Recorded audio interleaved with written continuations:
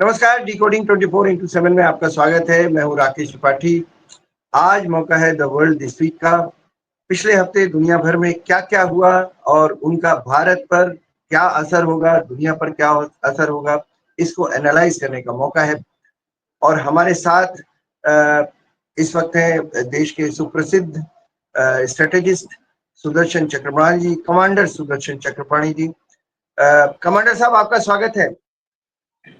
नमस्कार राकेश जी, जय हिंद, जय भारत। आपसे और आपके श्रोताओं से रूबरू होने का मौका मिलता है, मुझे तो बहुत आनंद मिलता है। चलिए शुरू करते हैं। जय हिंद। कमांडर साहब, सबसे पहला सवाल ये है कि जो हाल ही में ईरान इजराइल झगड़ा हुआ, आपने देखा उसमें कि कैसे अमेरिका और इजराइल को ईरान के सारे एक्शन सबसे पहले पता चल जाते थे। तो नेचुरली ये सैटेलाइट के थ्रू उन्होंने अपना एक पूरा सिस्टम बनाया हुआ अमेरिका ने, जहां उन्हें सब कुछ पता चल जाता था। आपने देखा अमेरिकी अड्डों पर भी जब हमला हुआ तो उनको सब कुछ पता था। तो हाल ही में बल्कि बीबीसी की एक रिपोर्ट में इसकी चर्चा भी है कि उन्होंने शंका जाहिर की है कि ये कहीं आगे जाके स्टार वॉर्स में परिणत ना हो जाए और ऐसा ना हो कि स्पेस में डॉग फाइट हो, सैटेलाइट्स एक सैटेलाइट को दूसरा सैटेलाइट नाकाम करने की कोशिश करे। तो मुझे लगा कि आपसे बेहतर कोई व्यक्ति नहीं हो सकता जो ये बताए कि ये हम किस तरफ जा रहे हैं। Iran Israel war actually space war के किस एस्पेक्ट की ओर इशारा कर रहा है, तो थोड़ी सी रोशनी इस पर डालें सर। जरूर राकेश जी, देखिए, जो बीबीसी का शो गया था संवाददाता देखने के लिए, वो एक अमेरिकन सिस्टम है जिसका नाम है गोल्डन डोम। गोल्डन डोम के वो कंट्रोल सेंटर में जाके उसने कुछ वीडियोस डाले हैं जो सनसनीखेज है एक तरीके से देखा जाए। दूसरी तरीके से देखा जाए तो ये तो हम पहले से जानते हैं। ये मत भूलिएगा कि 1980s में जब रोनाल्ड रेगन थे प्रेसिडेंट अमेरिका के, उन्होंने ये शब्द कॉइन किया था, स्टार वॉर्स के नाम पे हम एक उस तरह का एक सिस्टम बनाएंगे जिससे हमको सारी जानकारी मिलेगी। और नाम इसलिए स्टार वॉर्स पड़ा था कि उस समय एक स्टार ट्रेक नाम की एक बहुत मशहूर वेब सीरीज हुआ करती थी, वहां से स्टार वॉर्स कि हम आसमान में तारों की तरह के आपके ऊपर लड़ाई लड़ेंगे। शुरुआत वहां पे होती। अब आप देखिए गोल्डन डोम की खासियत, कोई भी हवाई जहाज, कोई भी ड्रोन, कोई भी मिसाइल कहीं से भी चलता है तो उसको देखने की क्षमता अमेरिका के पास है और वो उसको ट्रैक कर रहा है। कहां कैसे ट्रैक कर रहा है? क्योंकि उसके पास सैटेलाइट्स हैं जो उसने पूरे विश्व को 24/7 देख रहा है, खास करके वो एरिया जिसके ऊपर उसको ज्यादा दिलचस्पी है। अगर जरूरत पड़ती है तो अपने सैटेलाइट्स को शिफ्ट भी कर सकते हैं थोड़ा हद तक कि हम एक एरिया ऑफ ऑपरेशन में, एक एरिया ऑफ इंटरेस्ट में हम ज्यादा देर तक देख पाए। इसीलिए अमेरिका ये सब कर पाता है क्योंकि उसके पास सैटेलाइट है। आज की तारीख में सैटेलाइट की जो जो फोटोग्राफ है या जो इमेज की जो यह दिखाते हैं, वो एक्यूरेसी आ जाती है। वो आपका ना जो कार का नंबर प्लेट है वो भी पढ़ सकते हैं। अगर एक फसल उग रही है तो उस फसल का एक एक दाना देख सकते हैं कि उसमें कितना धान है या कि वो कितनी खराब है, कितनी अच्छी उग रही है। ये क्षमता है सैटेलाइट के जरिए आप कर सकते हैं। सवाल अब यहां पे ये आता है कि अमेरिका तो कर सकता है, हम क्या चीन कर सकता है? क्योंकि हमारा प्रतिद्वंदी तो चीन है। और तीसरा सवाल है, क्या हम कर सकते हैं? हम कर सकते हैं, ये सबसे अहम है। लेकिन पहले जरा सा सस्पेंस बनाते हुए चीन पे चलते हैं। चीन ने जो है कुछ साल पहले अपने लिए एक satellite, anti satellite weapon test किया था। हाहाकार मचा था कि चीन ने ऐसे कैसे कर दिया। अच्छा, चीन के पास ये क्षमता है और चीन ने इस क्षमता का इस्तेमाल करके पाकिस्तान को भी बताया था कि क्या चीज कहां हो रही है। आपको याद होगा लेफ्टिनेंट जनरल राहुल जी ने जब बात की थी तो उन्होंने ये कहा था कि पाकिस्तान जब हमसे बात कर रहा था तो उसने ये बताया, आपका फलाना वेक्टर यहां है, ये करने वाला है, उसको प्लीज रोक लीजिए। रियल टाइम इंफॉर्मेशन थी पाकिस्तान के पास। कहां से? चीन से। चीन को कहां से? उसके सैटेलाइट से। क्या हम अब सवाल में आ जाते क्या हम पीछे हैं? मेरा जवाब है बिल्कुल नहीं, हम बल्कि आगे ही हैं। चीन से तो डेफिनेटली आगे हैं। देखिए, जब चीन ये सब कर रहा था, हम भी कर रहे थे। हमको भी मालूम था चीन का कौन सा हथियार, कौन सा वेपन सिस्टम, कौन सा रेडार कहां है। हमको ये भी मालूम था चीन के 2 बाइडू के ग्राउंड स्टेशन थे पाकिस्तान के अंदर, उनमें से एक को हमने ठोक दिया था ऑपरेशन सिंदूर के दौरान। हमको पता था किस रेडार पे हम कहां पे किस तरीके से जाएंगे, उनका ब्लाइंड आर्क्स कौन से हैं, ताकि हमने वो ब्लाइंड आर्क्स इस्तेमाल किए थे। क्यों मालूम था ब्लाइंड आर्क? क्योंकि चीन का वेपन सिस्टम और अमेरिकन वेपन सिस्टम, और या फिर जो उन्होंने साब से लिया था अपने अर्ली वार्निंग रेडार्स के लिए, वो सिस्टम एक दूसरे से बात नहीं करते थे, और जहां जहां पे उनके बीच में ये ब्लाइंड जोन्स थे, हमने उनका इस्तेमाल किया। तो हम पीछे नहीं है, इससे भी बल्कि हम आगे जा रहे हैं। क्या कर रहे हैं?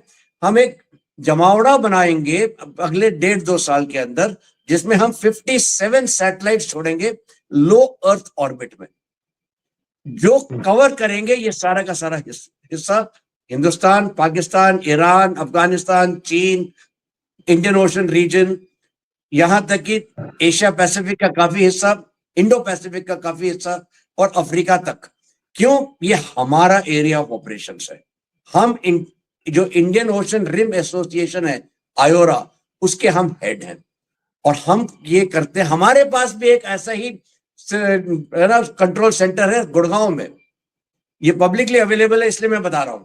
वहां पे हमें मालूम होता है कौन सा पानी का जहाज कहां है, क्या कर रहा है, उसका फ्लैग मतलब किस झंडे के तहत वो काम कर रहा है, पिछला बंदरगाह क्या था, अगला बंदरगाह क्या होगा, क्या रूट फॉलो कर रहा है। अगर रास्ते में चलते चलते कोई जहाज अपना ट्रांसपॉन्डर ऑफ कर देता है, तो हम अपने जो हवाई जहाज है, पानी के जहाज हों या हमारे जो अर्ली वार्निंग जहाज हैं, उनको हम भेज देते हैं पता लगाने के लिए कि भैया है क्या क्या कर रहे हैं भाई साहब। ये तो हमारे पास भी ये सिस्टम है। हमने बल्कि एक दो देखिए 2 चीजें हुई हिंदुस्तान में। एक हुआ था, अगर आपको याद होगा, कारगिल युद्ध में जब हम अपने हथियार का इस्तेमाल कर रहे थे, उन हथियार को हम जीपीएस के माध्यम से कंट्रोल करते थे कि सटीकता से वो मार कर सके। उस समय अमेरिका ने जीपीएस का जो सिग्नल्स थे, उनकी एक्यूरेसी खराब कर दी थी, डिग्रेड कर दी थी। तो उस समय वाजपेयी जी को महसूस हुआ कि ये अब नहीं चल सकता, हम ये नहीं बर्दाश्त कर सकते। क्या जवाब था हमारा? हमने अपना एक सैटेलाइट नेविगेशन सिस्टम पैदा किया, जिसका नाम है नाविक। नाविक की एक्यूरेसी जीपीएस से ज्यादा है। अगर कमर्शियल जीपीएस की एक्यूरेसी 3 मीटर है, कमर्शियल नाविक की एक्यूरेसी 1 मीटर है। कमर्शियल नाविक की जो एप्लीकेशन जो आप और हम इस्तेमाल कर सकते हैं, मैं तो करता हूं, उसका नाम है मैप माई इंडिया या मेपल्स। फ्री सॉफ्टवेयर है, डाउनलोड करिए, अपने मोबाइल पर लगाइए, वो गूगल मैप से बेहतर नेविगेट करके दिखाएगा, वही चीजें दिखाएगा, बल्कि एक कदम आगे। आपको याद होगा कि गूगल मैप आप इस्तेमाल करते हैं और एक फ्लाईओवर आता है या एक ऐसा सर्कल आता है जिसमें बहुत से ऑप्शन दिखाई देते हैं, ऊपर से जाए, नीचे से जाए, यहां से जाए, वहां से जाए। मेपल्स में अगर आप इस्तेमाल करते हैं, वहां पे आपको उसका एक फोटोग्राफ आ जाएगा, और फोटोग्राफ में एरो के साथ बताएगा आपने क्या करना। वो जो कंफ्यूजन है वो क्लियर कर देता है। ये है मैप माई इंडिया, ये आज फ्रीली अवेलेबल है। दूसरा क्या हुआ, गलवान का जब टाइम आया, तो हमको दिखाई दिया कि हमारे जो कुछ सैटेलाइट्स थे, हमको क्योंकि बादल थे या तूफान था या बर्फबारी हो रही थी, हमको जो है दिखाई नहीं दे रहा था, तो हमारा वो डिग्रेड हो रहे थे हमारे सैटेलाइट्स, नेचुरल फिनोमेना की वजह से। तो हमने कहा साहब ऐसे तो काम नहीं चल सकता, तो हमने लो अर्थ सैटेलाइट ऑर्बिट में अपने सैटेलाइट्स लगाए, जो आप जो है लो अर्थ ऑर्बिट में जो रिविजिटेशन होता है, सैटेलाइट तो घूमता रहता है, लो अर्थ ऑर्बिट में वो ज्यादा तेज चल रहा है, तो धरती के रोटेशन के साथ साथ वो ज्यादा आगे निकल जाता है, तो उसी जगह पे वापस आएगा तकरीबन 22 से 24 घंटे के बाद। तो आपको ये ज्यादा सैटेलाइट करने पड़ेंगे, या उनके रफ्तार में आगे पीछे करना पड़ेगा, या उनकी ऑर्बिट की हाइट ऊपर नीचे करनी पड़ेगी। अगर आप जियो स्टेशनरी बनाते हैं तो 36,000 किलोमीटर के ऊपर आपको सैटेलाइट लगानी पड़ती है कि वो उसी रफ्तार पे घूम रही है, लेकिन अर्थ का रोटेशन भी वही हो रहा है, तो वो बार बार ऊंची जगह को देख रहा है। तो लो अर्थ ऑर्बिट में हमने सैटेलाइट डाली। यहां पे हमें महसूस हुआ कि साहब 22 घंटे 24 घंटे का जो गैप है ये तो बहुत बड़ा है। तो हम अब 57 सैटेलाइट्स लगाएंगे ताकि ये गैप जो है रिविजिटेशन, कोई ना कोई सैटेलाइट उस जगह को देखेगी तकरीबन 24 घंटे। ये हमारा प्लान है। इस सब के लिए हमारे पास कंट्रोल सेंटर है, बिल्कुल है, उतने ही मॉडर्न, उतने ही अच्छे जैसे गोल्डन डोम के हैं। मैं ये एक, इससे पहले कि मैं आगे बढ़ूं, मैं एक चीज आपने ये आपने बताया कि अभी प्रिसीशन के साथ हमने हमला किया था पाकिस्तान के ऊपर, हाल ही में जो स्किर्मिश हुई थी एक भारत पाकिस्तान के बीच। एक चीज छोटी सी जानना चाह रहा था, लोग भी जानना चाहेंगे इसको। हमने ब्रह्मोस का इस्तेमाल किया, तो जैसे हमें पता चल गया कि चाइनीज रडार जो है किसी काम के नहीं है, उनकी ताकत जो भी हो कम ज्यादा हमें पता चल गया, या पाकिस्तान की ताकत के बारे में पता चल गया, वैसे उनको भी तो हमारे बारे में पता चल गया कि हमारे पास ब्रह्मोस इतना एक्यूरेट मार कर सकती है। तो एक दूसरे की ताकत का पता चल जाना भी तो रणनीति में, अगर आपको पता चल गया कि मेरे पास कितनी ताकत है, तो ये भी तो एक नुकसान है सर, जो युद्ध में होता है। बिल्कुल सही, इसका नुकसान भी है, फायदा भी है। फायदा देखिए, जी 15 देश आज की तारीख में लाइन लगा के खड़े हैं कि हमें आप ब्रह्मोस बेच दीजिए, हमें आप ब्रह्मोस दीजिए। 15 देश हैं, एक दो नहीं। इससे हमारा देखिए जो डिफेंस एक्सपोर्ट का जो हमारा इकोसिस्टम बन रहा है, ये हमने कहा था या सोचा था कि हम ये 25,000 करोड़ तक ले जाएंगे एक समय सीमा में, वो हम क्रॉस कर चुके हैं समय से पहले। अब आगे जो है हमारे सामने खुला आसमान है, हम बहुत कुछ कर सकते हैं। ना ही सिर्फ ब्रह्मोस आकाश, ना ही आकाश, हमारे अटैक्स जा चुके हैं आर्मेनिया, और भी जाएंगे हमारे, है ना, wheeled armour, track based armour, ये सब है ना एक्सपोर्ट के लिए तैयार हो रहे हैं। ये एक फायदा है। दूसरा, ये मत भूलिएगा कि हमने जो है, जो भी हम इस्तेमाल करते हैं, वो सारा पूरा का पूरा पत्ते सारे एक साथ तो नहीं डालते, हमने एक पत्ता डाला है, एक पत्ता दिखाया है। ऐसे देखिए, ये ब्रह्मोस का पत्ता है, हमने वापस छुपा के रख लिया। ब्रह्मोस के ऊपर ब्रह्मोस एनजी नेक्स्ट जनरेशन तैयार हो रहा है, ब्रह्मोस 2.0 तैयार हो रहा है, ठीक है। और ये सारी चीजें बनेंगी लखनऊ में, बिल्कुल हमारे पास। ये होंगी मोर और लेस इंडिजिनस, यहां तक कि ब्रह्मोस का सीकर तो अब इंडियन ही बन गया है। तो देखिए हम कितना प्रोग्रेस करते जा रहे हैं और हम परिवर्तन लाते जा रहे हैं। तो ये आप मान के चलिए कि युद्ध जो है जैसे चोर पुलिस का खेल होता है, चोर आगे भागता है, पुलिस उसको पकड़ता है, फिर चोर आगे भागता है, फिर पुलिस पकड़ता है। ये गेम खेलता रहता है, खेलता रहेगा, और हम ये गेम में अब सटीकता से आगे बढ़ने के तैयार हो गए। अब तक नहीं थे, अब हैं। कमांडर साहब, एक अगला इशू जो इसी से थोड़ा बहुत जुड़ा हुआ है, आरआईसी की मीटिंग के लिए चाइना ने इनिशिएटिव लिया है। आपको क्या लगता है, भारत बड़ा इनएक्टिव सा मेंबर था, तो अब ये था कि अब ये है कि भाई आप भी आओ, चलो मिले बैठे, तो आपको क्या लगता है ये अमेरिका का टैरिफ वाला जो उनकी धमकियां हैं जो वो है, या ऐसा क्या है कि जो दोनों देशों को करीब ला रहा है, और ये सुर जो है बदले हुए हैं चाइना के?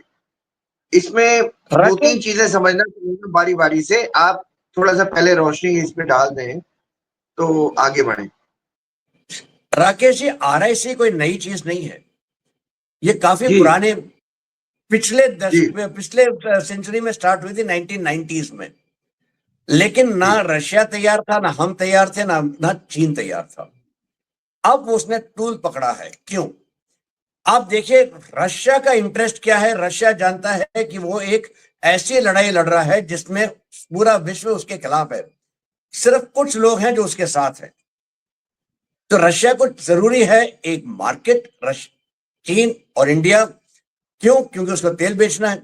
रशिया को जरूरी है कि उसके पास कुछ सामान आ सके, उसके लिए भी उसको प्रोड्यूसर चाहिए, वही है चीन और इंडिया। तो इसलिए रशिया को तो इंटरेस्ट है। दूसरा, चीन। चीन के सामने सबसे बड़ी समस्या है टैरिफ।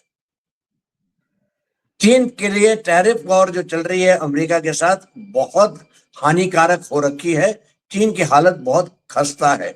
आती नहीं है बात बाहर, लेकिन चीन की हालत बहुत खस्ता है। चीन का सपना है कि वो ताइवान को अपने साथ विलय कर ले। चीन को दिखाई दे रहा है ये एक मौका है, जब अमेरिका यूक्रेन में व्यस्त है, मिडिल ईस्ट में व्यस्त है, ईरान में व्यस्त है, कहता है यार, और अमेरिका के पास जो हथियार हैं उनकी जो नंबर्स हैं वो कम होते जा रहे हैं, वो अपने रिजर्व्स के करीब पहुंच गया है। जितने वो मिसाइल एक साल में प्रोड्यूस करता है उतने मिसाइल यूक्रेन एक महीने में एक्सपेंड कर देता है, गोली मार देता है। क्यों? क्योंकि उसके पास तो फ्री में मिल रहे हैं। उन्हें कहता है हमारे चचा का क्या जाता है, हम चलाते रहेंगे। लेकिन कब तक अमेरिका ये दे सकता है? अमेरिका का जो रिजर्व वेस्ट एशिया में है, मतलब इजराइल के सपोर्ट में, वो अब 20% से कम हो गया है। मतलब अगर ईरान ने 2-3 हमले कर दिए तो इजराइल तो अमेरिका के पास पेट्रियट मिसाइल सिस्टम के मिसाइल्स इंटरसेप्टर जो है वो खत्म हो जाएंगे। यही हालत इजराइल की है। तो इसलिए चीन को लगता है ये बहुत बढ़िया मौका है, लेकिन उसमें सबसे सामने दृढ़ता से खड़ा है भारत। तो उसको लगता है किसी ना किसी तरह से भारत को अमेरिका से तोड़ा जाए। इसीलिए RIC, इसीलिए चीन के जो है ना स्वर बदले हुए हैं। और देखिए SCO का समिट मीटिंग आने वाली है सितंबर में। अब उसमें अगर शी जिनपिंग को दिखाना है कि मैं विश्व का फूफा हूं, तो उसको मोदी जी चाहिए वहां पे। मोदी जी वैसे ही उसके खिलाफ हैं और उन्हें कोई कसर नहीं छोड़ी, चाहे वो ब्रिक्स समिट रहा ब्राजील में या उसके बाद, कि चीन को मैं घेरता रहा हूं। यहां पर भी देखिए, पहले डोवल जी गए, डोवल जी ने बिल्कुल साफ शब्दों में कह दिया कि भाई टेररिज्म की बात आप करें, बाकी हम ना बात कर रहे हैं हमसे। और टेररिज्म पाकिस्तान से आता है, आप पाकिस्तान को सपोर्ट करते हैं। फिर राजनाथ जी गए, राजनाथ जी ने वहां पे डॉक्यूमेंट पे साइन करने से मना कर दिया। पेन निकाला था, आपने देखा होगा, पेन खोला था साइन करने के लिए, जैसे ही पढ़ा पेन को बंद किया और साइड में रख दिया, कहता हम नहीं करेंगे। आपने पहलगाम का ना जिक्र नहीं किया, बलूचिस्तान का जिक्र कर रखा है। फिर गए जयशंकर जी। जयशंकर जी ने तो जिसे कहते हैं ना प्यार से गहरे थप्पड़ मारे हैं। उन्होंने SCO का ही चार्टर जो था, जो सबसे पहले SCO का बना था, उसी को याद दिला के उसी को दोहराया है कि उसमें क्या लिखा था।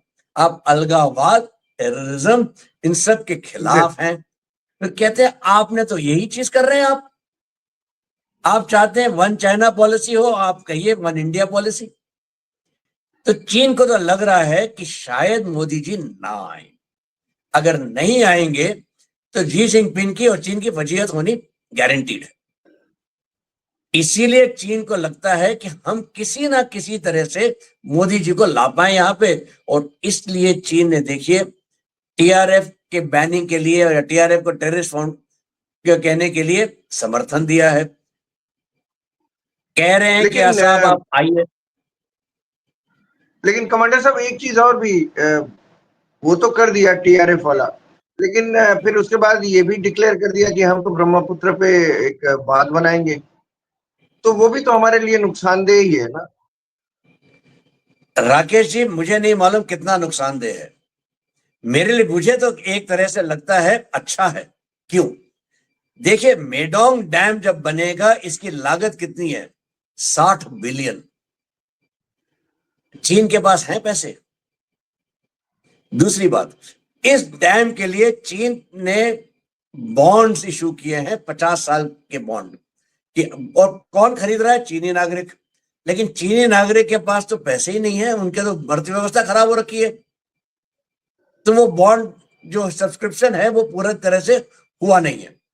तीसरी बात, अगर फर्ज कर लीजिए वो डैम बन जाता है, और डैम को बनने में 20-25 साल लगेंगे, आज तो नहीं बना। जी जी अगर डैम बनता है तो वो पानी रोकेगा कहां? चीन के अंदर। हमारी समस्या क्या है? बरसात के मौसम में हमारे पास फ्लड्स होते हैं। हम अपर सियांग प्रोजेक्ट एक बना रहे हैं $6 बिलियन की लागत पे, उसी हाँ ब्रह्मपुत्रा के पानी को रोकने के लिए। हमारे बिल्कुल लिए हाँ तो प्रोजेक्ट बनना शुरू हो गया है, उनका तो प्रपोजल एक्सेप्ट किया है, हमारा तो बांध बनना शुरू हो गया है। इससे हमें क्या मिलेगा? देखिए, जब चीन पानी छोड़ेगा तो हम पानी रोक लेंगे, हमारे पास रोक पानी आ लेंगे। गया।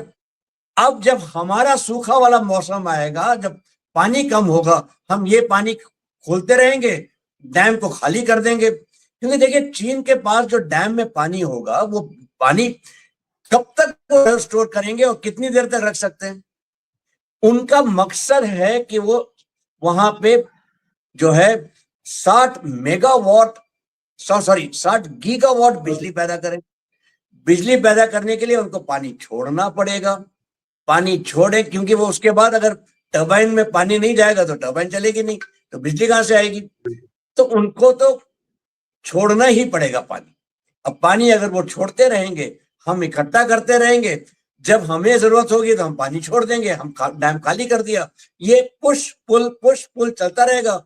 जैसे आप देखिए, एक कैपेसिटर का होता है ब्रिज रेक्टिफायर, आपने हम लोगों ने सब बचपन में पढ़ा है कि कैपेसिटर चार्ज इकट्ठा करता रहता है और फिर छोड़ देता है, फिर इकट्ठा करता है फिर छोड़ देता है।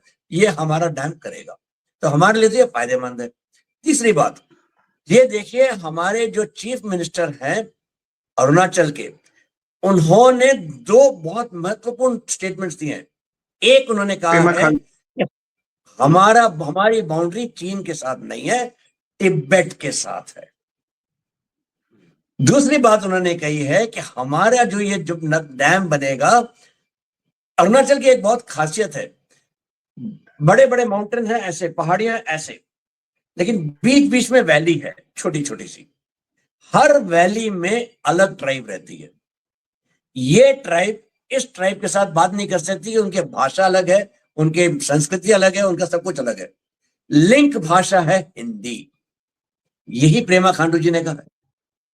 और ये चीज उन्होंने कहा है। दूसरी बात कि देखिए, जब ये बांध बनेगा तो ये मानवता के खिलाफ है, हमारे ट्राइबल कल्चर के खिलाफ है। और ये आप क्यों भूलते हैं, जो ट्राइब चीन के बॉर्डर के इस साइड है हमारी तरफ, वही ट्राइब तो उस साइड है। उस साइड है। तो इससे आपने जो है हिंदुस्तान चीन को निकाल के आपने ट्राइबल वो चीज सामने ले आए हैं। इससे तो चीन को भी डर लगेगा कि साहब अगर ये हो जाता है तो वो लोकल वाले हमारे खिलाफ बन जाएंगे। तो मुझे तो नहीं लगता है इसमें कोई ज्यादा प्रॉब्लम हमें है। और अगर चीन को अपने पैसे खर्च करने हैं, बड़े शौक से करिए, हमें क्या। हमारे पास हमारा डैम बहुत पहले तैयार हो जाएगा। और ये और आखिरी पॉइंट इसमें जो सबसे महत्वपूर्ण है, ब्रह्मपुत्रा में, जो हिंदुस्तान में ब्रह्मपुत्रा आती है, उसका 15% ही पानी तिब्बत में पैदा होता है, वहीं पे उसका एरिया है। हमारे पास 85%। देखिए, वहां पे 6 नदियां हैं ब्रह्मपुत्रा, जो मिलके 6 नदियां मिलके बनती हैं। जो वहां से आ रही है यारलुंग सांगपो, उसको हम सियांग कहते हैं हिंदुस्तान के अंदर, वो जब पासीघाट में आके बाकी नदियों से मिलती है, तब वो ब्रह्मपुत्र बनती है। तो हमारे पास 85% पानी तो हमारे पास से पैदा हो, वहां पे पानी में आता है ब्रह्मपुत्र में। हमें 15% से कितना आप चोट पहुंचा सकते हैं? ये सबसे बड़ी बात कही आपने, ये बहुत इंटरेस्टिंग बात कही। मैं इस बात को और आगे बढ़ाते हुए, चाइना की बात हुई, इंडिया की बात हुई। इंडिया को अपनी रक्षा, अपनी डिफेंस के लिए 5वें जनरेशन का फाइटर जेट चाहिए। और बहुत सारी कंपनियों के बारे में बात हो रही थी। अब जीई का इंजन तो मिलने से रहा, जैसा लग रहा है। तो फ्रांस से सेफ्रॉन इंजन लेने की कोशिश हो रही है। तो ये जो है पूरी जो कवायद है, इसको किस तरह से देखते हैं सर आप? दूसरी बात ये इसका फायदा कितने सालों में मिलने लगेगा, मतलब उसमें भी तो टाइम लगता है। तो अभी तो हम डिसीजन के लेवल पर हैं। तो ये दो एंगल है सर, इस पर थोड़ा सा रोशनी डालें। राकेश जी, हमने है ना एक कई साल पहले 1980s में एक बहुत बेहतरीन हवाई जहाज बनाया था जिसका नाम था HF-24 मारुत। इतना बढ़िया जहाज था कि लोग कहते थे ये फ्यूचरिस्टिक है उस जमाने के लिए, लेकिन उसका जो इंजन था वो अंडर पावर्ड था। उसमें मतलब उसमें वो क्षमता नहीं थी कि उतना वो उतना ताकत दे सके कि हवाई जहाज सही तरीके से इस्तेमाल हम कर पाए। हम तब से एक इंजन बनाने की फिक्र में है, कोशिश कर रहे हैं। कावेरी इंजन हमने बनाने की कोशिश की थी, उसमें ज्यादा कुछ सफलता मिली लेकिन ज्यादा नहीं मिली। कि वो तेजस में हम चाहते थे कि कावेरी इंजन लगाए, लेकिन वो नहीं हुआ। जी से हमने इंजन के वो किया था, 2 साल से ज्यादा डिले हो चुका है और GF-404 इंजन अभी तक आया नहीं है पूरी तरह से। 2 इंजन आए हैं, जबकि अब तक हमारे पास 30 इंजन आ चुके होने चाहिए थे। अब वो कह रहे हैं अगले महीने से हम आपको 2-2 इंजन हर महीने देंगे। अब जब आएंगे तब हम मानेंगे, अभी तो आए नहीं है। तो हमें साफ जाहिर है कि हमारे जो मॉडर्नाइजेशन प्लान्स हैं उसमें सबसे बड़ी रुकावट इंजन की है। हमारे पास आज की तारीख में वो क्षमता नहीं है कि हम पूरी तरह से नया इंजन बना पाए। क्यों? क्योंकि ये जो इंजन है, एविएशन इंजन, ये बहुत कॉम्प्लिकेटेड है, इतना आसान नहीं है। विश्व में 2-3 कंपनी है जो बना रही है। उनमें से एक जी है जिसके साथ आपने देख ही लिया क्या हालत हो रही है, एक साफरान है और एक रोल्स रॉयस है। हम साफरान के साथ जाना चाहते हैं। क्यों? क्योंकि साफरान के साथ हमारे बहुत से और डील्स चल रहे हैं। जो हमारा हेलीकॉप्टर है वो भी एक साफरान का इंजन है। हमने शक्ति इंजन जो हमारा है वो साफरान के साथ हमने बनाया, इंडिजिनस इंजन हो गया है, फुल ट्रांसफर ऑफ टेक्नोलॉजी के साथ है। M88 इंजन जो रफेल में लग रहा है उसका MRO मतलब maintenance, repairs and overall facility Hindustan में बन रही है। उसके काफी स्पेयर्स हम प्रोवाइड कर रहे हैं। हमको जो है फ्रांस के साथ, खास करके डेसो के साथ हमारे रिश्ते जो हैं कई दशकों के हैं। पहले आता था एक हवाई जहाज मिस्टियर, फिर आया मिराज 2000, फिर अभी हमारे पास रफेल है। ये सारे फ्रेंच डेसो के ही हवाई जहाज हैं। हमको उनके साथ जो काम करते रहे हैं उसमें हमें जो अनुभव है वो बहुत अच्छा रहा है, इसीलिए साफरान के साथ। अब साफरान पहले कह रहा था कि हम आपको 100% IPR नहीं, इंटेलेक्चुअल प्रॉपर्टी नहीं देंगे, हम 100% ट्रांसफर ऑफ टेक्नोलॉजी नहीं करेंगे। लेकिन जैसे ही रोल्स रॉयस ने कहा कि हम 100% देंगे, साफरान को लगा कि अरे हमारा तो पत्ता कट। अगर हमारा पत्ता कट जाएगा तो भाई ये तो देखिए 1-2 रुपए की तो नहीं है, या 100-200 करोड़ की डील नहीं है, 61,000 करोड़ की डील है। तो साफरान ने कहा भैया हम आपको सब कुछ देने को तैयार हैं, बल्कि और ज्यादा देंगे। और ज्यादा क्या होगा?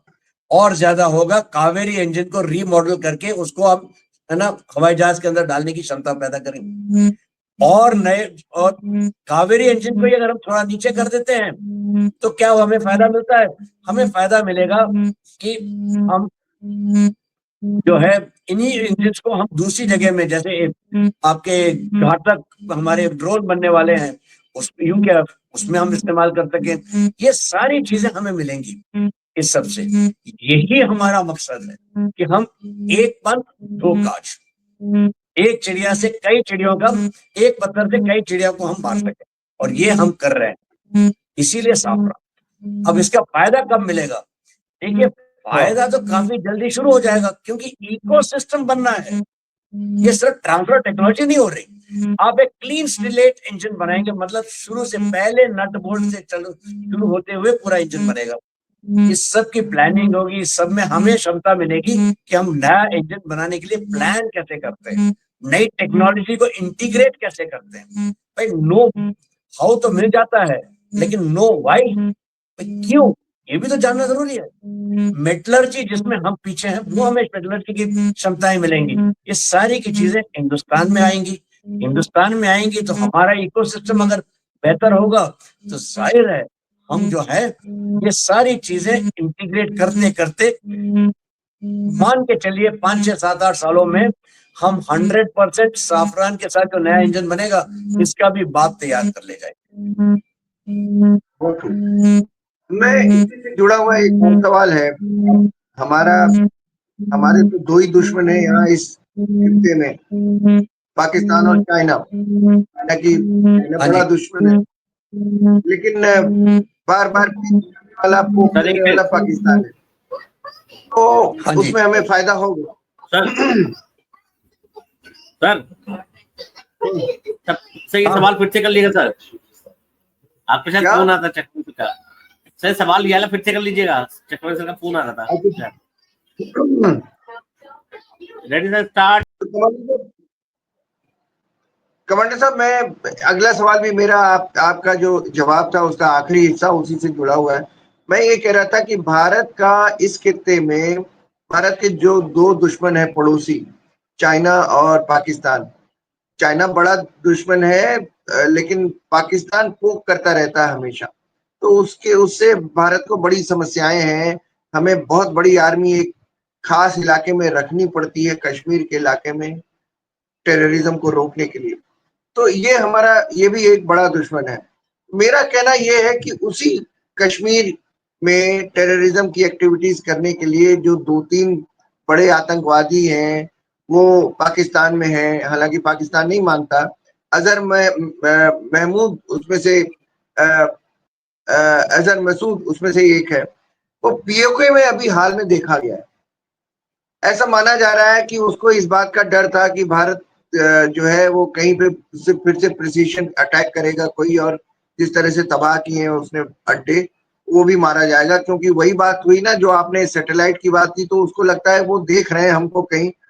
हालांकि ये डर भी अच्छा है एक स्ट्रेटेजिस्ट के हिसाब से, तो आप कहेंगे, लेकिन इसका भी, इसके भी क्या मायने हैं? मतलब क्या भारत की स्ट्रेटेजी का असर हो रहा है? मतलब लग रहा है दौड़ा दौड़ा भागा भागा सा है, वो इधर उधर फिर रहा है, किसी तरह जान बचा रहा है। राकेश जी बिल्कुल सही कह रहे हैं आप, भारत की स्ट्रेटेजी का असर तो हो रहा है। अब देखिए, मसूद अजहर को दो चीजें तंग कर रही हैं। एक, भारत का डर तो वो अलग रख लीजिए आप, एक जो तंग कर रही है उसको कि उसका रिप्लेसमेंट आईएसआई ने खोज लिया है, वही टीआरएफ का बॉस, उसी को उसने आईएस मसूद अजहर की जगह उसको प्रमोट करना शुरू कर दिया है पाकिस्तानी आईएसआई ने। तो उसको तो एक डर ये लग रहा है कि अगर एक मेरा रिप्लेसमेंट तैयार हो गया है तो अब मेरा क्या होगा। दूसरा, कुछ ही दिन पहले बिलावल भुट्टो ने कहा था कि हम हिंदुस्तान के साथ बात करने को तैयार हैं, और अगर वो चाहते हैं और अगर वो हमें सबूत देंगे तो हम ये जो टेररिस्ट हैं तुच्चे उच्चे हम उनको दे देंगे। तो मतलब मसूद अजहर को तो दिखाई दे रहा है कि उसके दिन गिनती के हैं, इसीलिए ताला मसूद अजहर था, उसने कह दिया आप ऐसा कैसे कह सकते हैं, हम जिहादी वगैरह वगैरह, उसने बहुत कुछ हल्ला मचाया था। तो बिलावल भुट्टो चुप हो गए। तीसरा उसका समस्या यह है कि जो हिंदुस्तान का एक कहते हैं, अब मैं तो नहीं जानता, मुझे मेरा कोई कनेक्शन नहीं है, एक अननोन गनमैन है जो पाकिस्तान के अंदर सारे टेररिस्टों को एक के बाद एक मारते जा रहे हैं। कभी वो अननोन गनमैन अननोन डॉक्टर बन जाते हैं, कभी वो अननोन नर्स बन जाते हैं, कभी वो अननोन कुछ और बन जाते हैं, लेकिन जो हमारे लोग इंटरेस्ट के हैं वो धीरे धीरे एक एक करके टपकते जा रहे हैं। मैं तो यही कहूंगा ये महादेव की कृपा है, महादेव करते हैं, वही है जो कर रहे हैं। लेकिन मसूद अजहर को तो ये डर सता रहा है। अच्छा, उसको मैं पता है, इसी से कमांडर साहब, इसी से जुड़ा हुआ एक छोटा सा सवाल ये, टीआरएफ की बात की आपने। अब तो टीआरएफ को भी उसने ब्लैकलिस्ट कर दिया, यूएस ने, चाइना ने भी कह दिया। तो अब पाकिस्तान क्या करेगा टीआरएफ का? नाम बदल देगा। हाँ, ये तो उनका चला ही आया है शुरू से, वो यही करते हैं, कोई और नाम से खड़ा कर देते देखिए, लश्कर है तोयबा, तोयबा है लश्कर, जैश ए मोहम्मद, ये सारे नए नए नाम आते रहेंगे।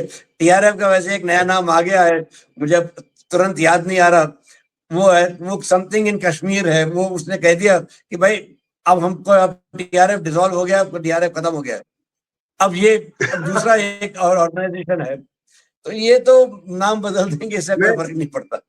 मैं कभी-कभी कमांडर साहब, मैं कभी-कभी ये सोचता हूँ, तो मुझे जैसे 2 पड़ोसी लगते हैं, एक पड़ोसी फ्लॉरिश कर रहा है, बहुत धन साधन संपन्न हो रहा है, और दूसरा गरीब बना हुआ है, और वो पोक करता है कि इनका कोई अच्छा काम ना हो पाए, और उसके लिए कुछ भी करता है। मुझे ऐसे 2 देश लगते हैं ये। तो बड़ा मुझे लगता है कि बजाय किसी और के घर में घुसकर तबाही मचाने के, अपने घर में मेहनत करो और कुछ आगे बढ़ो तो बेहतर, लेकिन वो होता दिखता नहीं है। मैं जो इस खित्ते की बात मैंने अभी थोड़ी देर पहले की थी, उसी से जुड़ा हुआ एक और सवाल है कमांडर साहब, कि भारत और बांग्लादेश के संबंध कोई बहुत अच्छे नहीं चल रहे हैं इस समय, और हमने हाल ही में देखा टर्की का बांग्लादेश में घुसने की कोशिश करना। बहुत सारी वजह है उसकी, तो वो वजूहात क्या हैं, और इसका भारत में, चूंकि टर्की से तो भारत के संबंध अब बहुत खराब है, तो पाकिस्तान भी है, टर्की भी है, बांग्लादेश में हर वो सामान है जो हमारे खिलाफ है। तो how do you take this?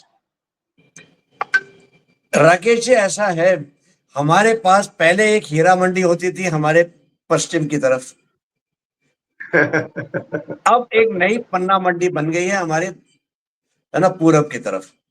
यहाँ पे सारे के सारे आए रखे हैं, वहां पे वहां एक जगह मुन्नी बाई थी, यहाँ पे चुन्नी बाई बैठी है, यूनुस मियां, ठीक है, वो भी यही कर रहे हैं। अब देखिए बांग्लादेश की हालत क्या है। बांग्लादेश की हालत ऐसी है कि उसके पास बिजली खरीदने के पैसे नहीं है। बिजली आती कहां से थी? हिंदुस्तान से थी, और हिंदुस्तान ने कह दिया, और प्राइवेट कंपनी ने कह दिया कि साहब आप हमें पैसे दीजिए तभी तो हम आपको बिजली दे पाएंगे, और उन्होंने बकाया पैसे अभी तक नहीं दिए, तो उनको बिजली थोड़ी थोड़ी सी दिए जा रही है। दूसरा, उसका मेन एक्सपोर्ट था गारमेंट्स, गारमेंट बिजनेस हो गया ठप। क्योंकि भाई उसके लिए कपास कहां से आता था? हिंदुस्तान से। एक्सपोर्ट कहां से होता था? हिंदुस्तान के पोर्ट से। तो हिंदुस्तान ने क्या कहा कि साहब आपको हमसे कुछ लेना है, आपको हमें हमारे आपको कहीं और कुछ बेचना है, आप बंबई के बंदरगाह से भेजेंगे, कलकत्ता से नहीं, जो बगल में। तो आप पहले अपने छोटे जहाजों में बंबई भेजिए, यहां से ट्रांसशिपमेंट होगा, और जहां जाना होगा जाएगा, और यही चीज उल्टी होगी। तो आपके लिए जो वो नॉर्थ ईस्ट में बॉर्डर के अक्रॉस अपना सामान बेच पाते थे, वो भी बंद हो गया। उसके इकोनॉमी का बट्टा बैठ गया, और जो गारमेंट के बिजनेस थे वो सारे के सारे हिंदुस्तान में शिफ्ट कर गए, क्योंकि उनको पता है कि गारमेंट तो यहीं पे होना है, कपास तो यही है, फैक्ट्रीज यही है, एक्सपर्टीज यही है, और एक्सपेंशन की कैपेसिटी यहाँ पे है। तो ये हो गया। तीसरा, यूनिस को अब चाहिए किसी ना किसी तरह से सपोर्ट। सपोर्ट उसे कहां से मिल रहा है? चीन। तो चीन तो उसका पॉलिसी है चेकबुक डिप्लोमेसी, आपको पैसे ये लीजिए, सब पैसे ले लीजिए, बट इंटरेस्ट की बात ना करें, कोई बात नहीं, हम आपको दे रहे हैं, हम दे रहे हैं ना। उसके बाद धीरे धीरे गला पकड़ता है, ठीक है। यूनिस मियां को पता है कि भाई वो आधा एक भाई जो जिस उम्र में है, एक पैर कब्र में, दूसरा पैर केले के चिक्कल में, पता नहीं कब दोनों मिल जाए। तो उसकी हालत वो हो रखी है। तो कहता है यार मेरे पीछे जो होगा वो होगा, तब की तब जो होगा वो भुगतेगा, मुझे तो अब मिल रहा है। उसको जो है, जो तख्ता पलट हुआ था वो चीन ने करवाया था, उसको मदद मिली थी हीरा मंडी से। और अमेरिका जो था वो बड़ा खुश था, क्योंकि उसको लग रहा था कि साहब हमको सेंट मार्टिन आइलैंड मिल जाएगा। क्यों? क्योंकि यूनुस मियां को हम बैठाएंगे, वो हमारा आदमी है। और यही हुआ। यूनुस ने सेंट मार्टिन आइलैंड तो थमा दिया है अमेरिका को, वहां पे अमेरिकन है, वहां पे बांग्लादेशी को निकाल दिया गया है। तो सेंट मार्टिन आइलैंड में तो अमेरिका बैठ गया। फिर अमेरिका ने क्या किया? क्या भाई हम ह्यूमैनिटेरियन कॉरिडोर बनाना चाहते हैं ताकि हम रोहिंग्या को मदद कर सके। बट ट्रंप के साथ ये प्रॉब्लम है ना कि वो बड़बोले ज्यादा हैं, बोलते ज्यादा है, करते कम है, और कुछ भी बोल देते हैं, अनगाइडेड मिसाइल है। कहीं भी कुछ भी हो जाएगा। तो उन्होंने वो कर दिया। फिर मालूम हुआ अरे भैया जहां पे कॉरिडोर बन रहा है वहां पे तो रोहिंग्या है ही नहीं। तो इसलिए उन्होंने ह्यूमैनिटेरियन कह दिया। ह्यूमैनिटेरियन क्यों? क्योंकि उसको चाहिए एक्सेस रेयर अर्थ की जो म्यांमार में है। म्यांमार की ही रेयर अर्थ लेके चीन फूफा बना बैठा है। अगर आपने म्यांमार में रेयर अर्थ बंद कर दी तो चीन के जो तेवर हैं वो अपने आप खत्म हो जाएंगे। तो बांग्लादेश में लड़ाई जो हो रही है वो ये लड़ाई हो रही है। इसमें सब के सब अपने हाथ धो रहे हैं। हिंदुस्तान भी हाथ धो रहा है। ये मत भूलिए कुछ ही दिन पहले हमने म्यांमार के अंदर 1 नहीं 2 नहीं 3 स्ट्राइक किए। हमने कहते हैं हमने नहीं किया, ये कुछ अज्ञात लोगों ने किया है, अज्ञात मिसाइल ड्रोन्स के साथ, और ये हो गया है। आपने कहां मारा है और किसको मारा है? वही 3 ग्रुप जो चीन के साथ उनका वो चीन समर्थन करता है, अल्फा आई, NSCN, वो ये एक फैक्शन NSCN का और एक और 3 ग्रुप्स, यहीं पे तो आपने मारा है। यही खेल चल रहा है। और इसलिए मैं अब मान के चलिए बांग्लादेश जो है वो ऐसी स्थिति में आ गया है कि वो एक पके आम की तरफ पहुंच रहा है और हमारे पास मौका मिलेगा कि वो चिकन स्नैक जो इतना छोटा सा है इसको हम थोड़ा सा बढ़ा ले। टर्की का क्या इंटरेस्ट है कमांडर साहब बांग्लादेश में? टर्की चाहता है कि वो इस्लामिक वर्ल्ड का लीडर बन जाए। सऊदी अरेबिया को उसने अलग करना है। खिलाफ वो एर्दोगन चाहता है कि वो मॉडर्न डे खिलाफ ये कैलिफ बन जाए कि जैसे पुराने जमाने में होते थे कैलिफ, वो कैलिफ बनना चाहता है। ये उसकी महत्वाकांक्षा है। उसके लिए उसे जो करना होगा वो करेगा। इसके लिए उसको मिल गया है एक बहुत अच्छा हीरा मंडी में गाहक। अब पन्ना मंडी आ गई है तो टर्की वहां भी पहुंच रहा है कि भैया पन्ना मंडी में भी हम अपना बना लें। क्यों? क्योंकि यही एक तरीका है कि वो कुछ कर पाए और जो इस्लामिक वर्ल्ड है उसमें लीडरशिप ले पाए। इस्लामिक लीडरशिप उसके लिए बहुत अहमियत रखती है और इसके खिलाफ है खड़ा सऊदी अरब। मैं एक इसमें इंटरप्ट करूंगा, छोटा सा सवाल और मेरा आता है कि आपने कहा कि बांग्लादेश टूट के कगार पे है या वहां व्यवस्था चरमरा जाएगी बहुत जल्दी। अगर ऐसा हुआ तो नुकसान हमें भी तो है, वहां से सारा इन्फ्लक्स फिर से यहाँ आएगा। अभी हम लोग बांग्लादेशियों और रोहिंग्याओं से लड़ रहे हैं, फिर से वही भीड़ आएगी किसी न किसी तरह, क्योंकि पोरस है बॉर्डर कई जगह। बिल्कुल सही कह रहे हैं राकेश जी, इसीलिए तो हम कुछ नहीं कर रहे हैं वहां पे। हम नहीं चाहते ये हो जाए, लेकिन अंदर ही अंदर आप देखिए क्या हालात बन रहे हैं। IMF ने, वर्ल्ड बैंक ने कहा है कि आप इलेक्शन जल्दी करिए। यूनुस कहते हैं अब आप हमारे साथ समझौता कर लीजिए। वो कहते हैं साहब आप किस बेसिस पे आपसे करें, आप तो एडवाइजर हैं, आप तो गवर्नमेंट नहीं है। हम तो गवर्नमेंट के साथ समझौता करेंगे। गवर्नमेंट कौन?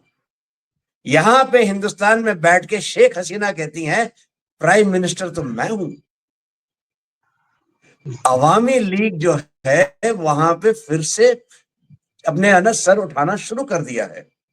जब भी इलेक्शन होगा मुझे अचंभा नहीं होगा कि अवामी लीग फिर से बन जाए, पावर में आए। और मुझे बिल्कुल अचंभा नहीं होगा कि शेख हसीना फिर वापस बांग्लादेश पहुंच जाए और जो स्थिति है कुछ हद तक सुधारने की कोशिश करें। इसके लिए भाई हिंदुस्तान कुछ कीमत तो वसूलेगा। वो कीमत होगी किसी ना किसी तरह से चिकन नेक की तरफ खदरा हाथ डाल के।